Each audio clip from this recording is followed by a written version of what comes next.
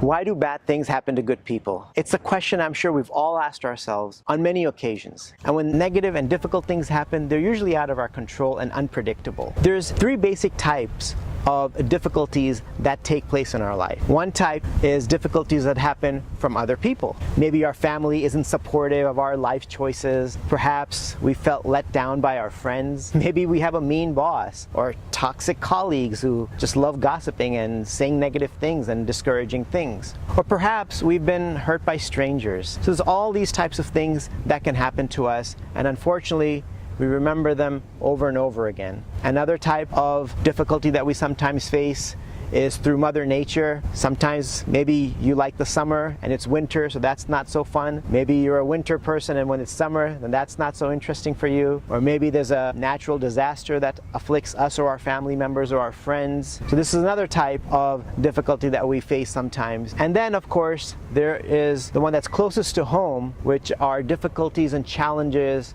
that occur from our own body and mind. Sometimes we get sick, we have a toothache, a stomach ache. We just don't know what's really going to happen. And if it's not the body, then it's the mind. Our mind is pretty much, I think, the greatest source of our misery and suffering. Because when something's happened many, many years ago, something difficult or painful, someone hurt us, we have the tendency to remember that over and over and over again. And if we ask ourselves, what's really being accomplished? Absolutely nothing. Nothing is being accomplished. All we're doing is causing ourselves more stress and more anxiety every time we choose to remember that thing. And if we're not stuck in the past, our mind starts worrying about the future and what could happen or what might happen, about our health, about our money, about our retirement, about our family.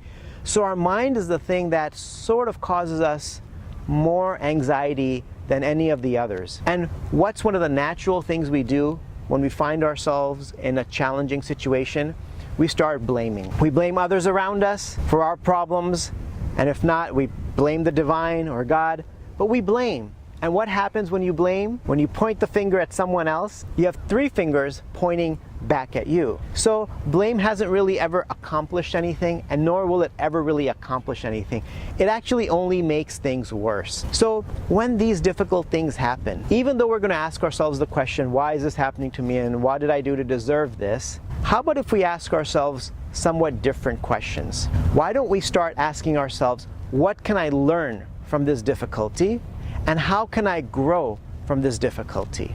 Because every difficulty, if we look at it in the right way and if we deal with it in the right way, will help us grow tremendously. And we'll learn so many life lessons from that particular situation. Why are we given tests in school? A test isn't easy. We're not looking forward to it. But when we pass that test, we move to the next level in our school. So a test is there to help us become stronger and to grow.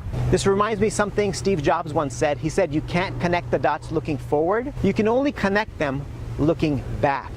So instead of playing the blame game, let's grasp the situation, however difficult it may be, and try to remember that it's going to lead to some incredible amounts of growth and maturity and wisdom. And all of this growth that we're going to gain is going to help us with the next test that life is sure to send our way. So if you found this message inspiring, please share it with your friends, and please also press the like button.